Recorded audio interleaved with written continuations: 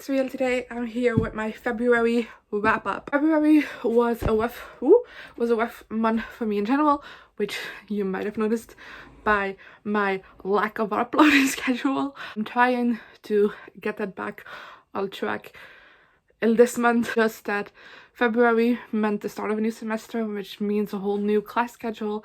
It's just like having to figure out when I'll be able to like film, upload or edit. Doing that has been a hassle, and also just been on a life slump in general during the month of February. So I didn't read much. So let's go over the stats of the month. I read 4 books in total, which I told you, not much, which amounted to 1,313 pages, which is an average of 46.89 pages per day and 328.25 pages per book, which is only like the average per book is only slight decrease from last month. So I wouldn't call that too bad of a battle. Like, it's just, I've still been reading like pretty average line books. Then for the format, I read one book I owned, and then I focused on galleys. So I read 3 galleys. It's still not the amount that I was supposed to read in February, so I'm putting myself through a hassle in March. Like, the galleys are gonna rule next month as well. Hopefully I'll be able to get around to them all this time around. And then for star ratings, I have 2 2-stars, 1 4-star and 1 5-star. That amounted to an average rating of 3.25, which I'm still content with. And then all the books I read were by female authors. All the books I read were young adults. And for genres, I have 1 dystopian and 3 contemporary books. So let's begin. I started off the month by reading my one and only physical book, and that's Imagine Me by Tahereh Mafi.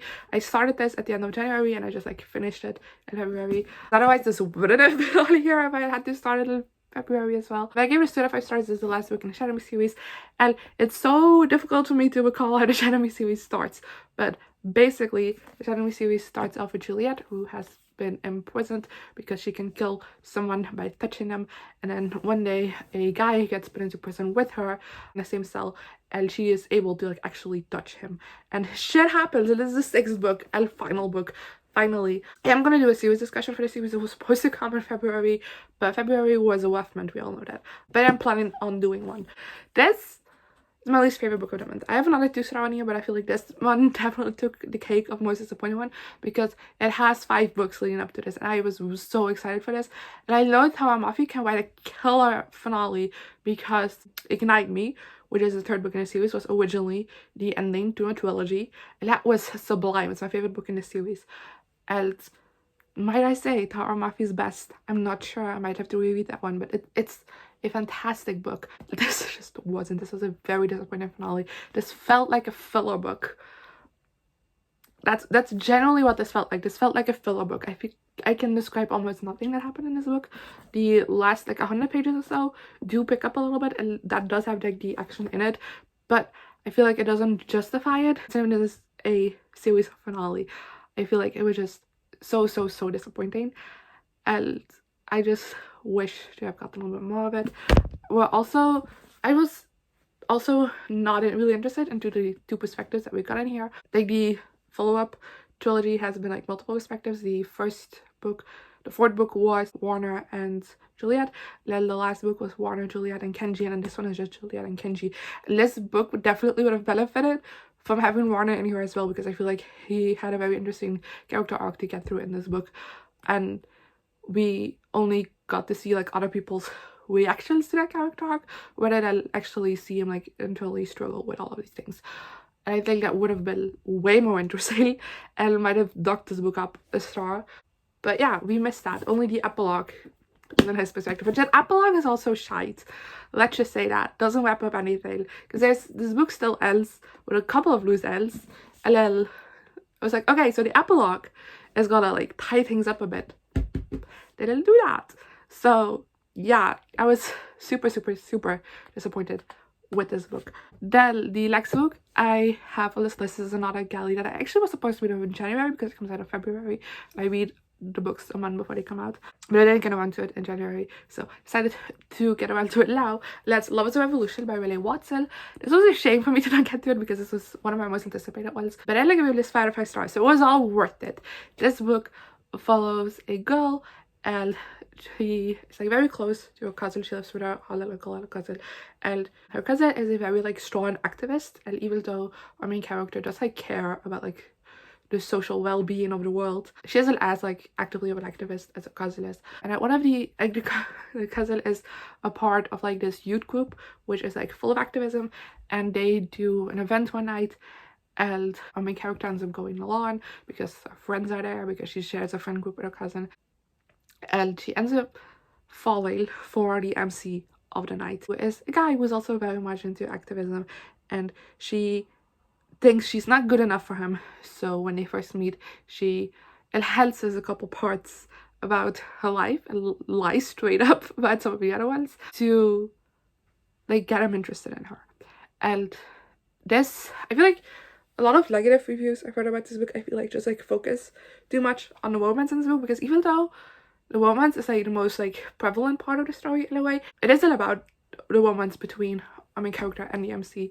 It is a journey of self-love, and it's about like kind of losing yourself in a relationship and making selfish mistakes in a relationship, and like kind of coming out of that, like looking back, and not necessarily being in a toxic relationship, but just kind of both not really knowing how to be in a relationship because you don't know yourselves that well, and just like getting to know yourself and also being okay with not like fully knowing who you are. I don't know, just becoming more confident with yourself, loving yourself more. And there's also, besides that, there's a lot of discussions around activism, which I thought was really interesting because like the cousin and her friend group are like very intense, and I thought it was interesting to have like a discussion around that from like a perspective that isn't in that world. I think that was very interesting.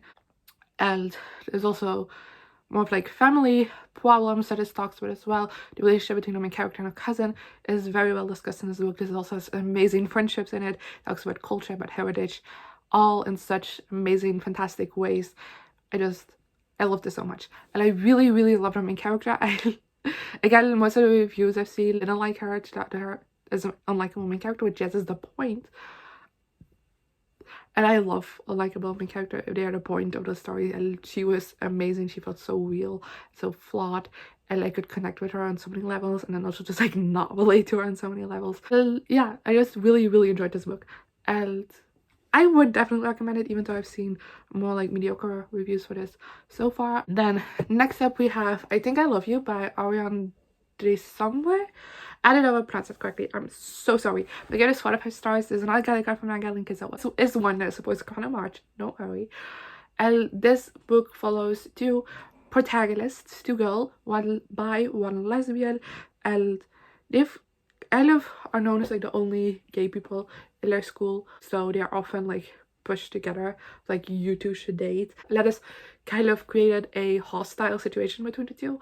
And then one of them goes to Paris for a year, and at the beginning of the novel, one of the main characters like sees this thing like for a high school student film competition, and she wants to enter it, and as she's like brainstorming it with her friends, the other girl comes in. She's back from Paris and is ruining all the ideas of the other characters as like all the other character as she is saying. And it's a hate to love romance, as kind of their friends try to, because they share a friend group, so their friends kind of like set things up to make them like each other, but like in a friendship way, and it goes a little bit too far. They fall in love.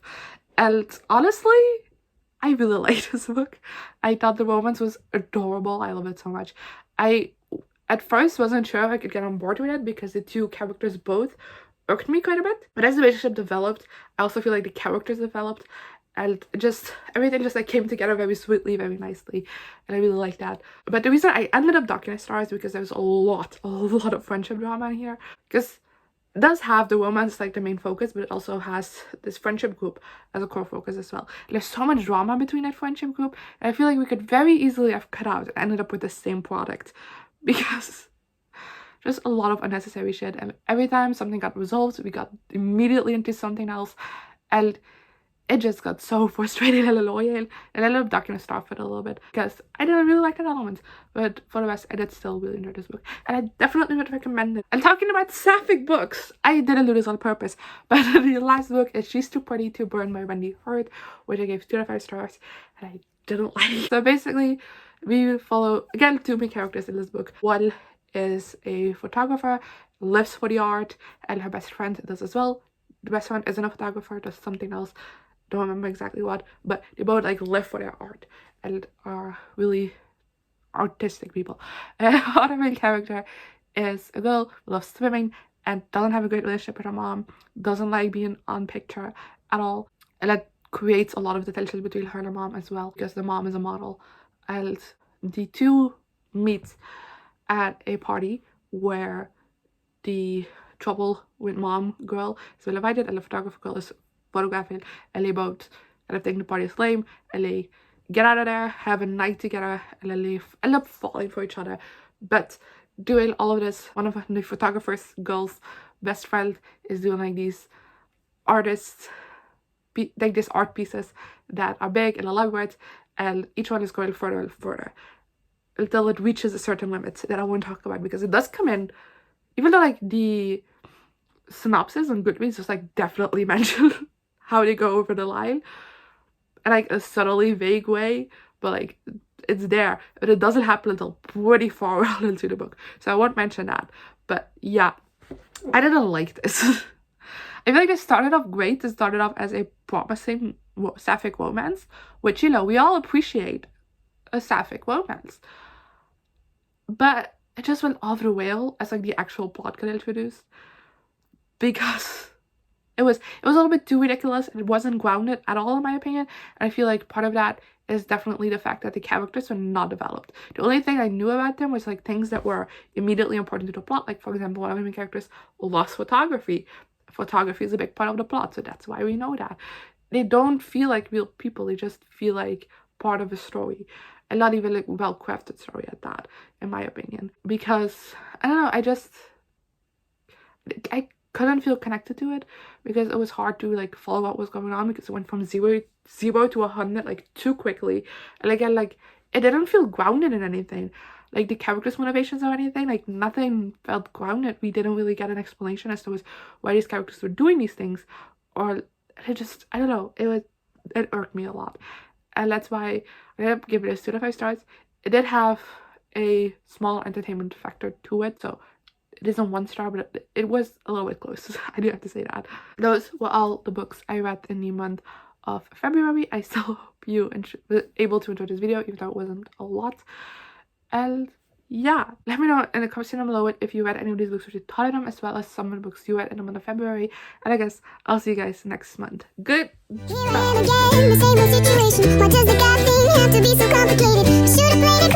Bye.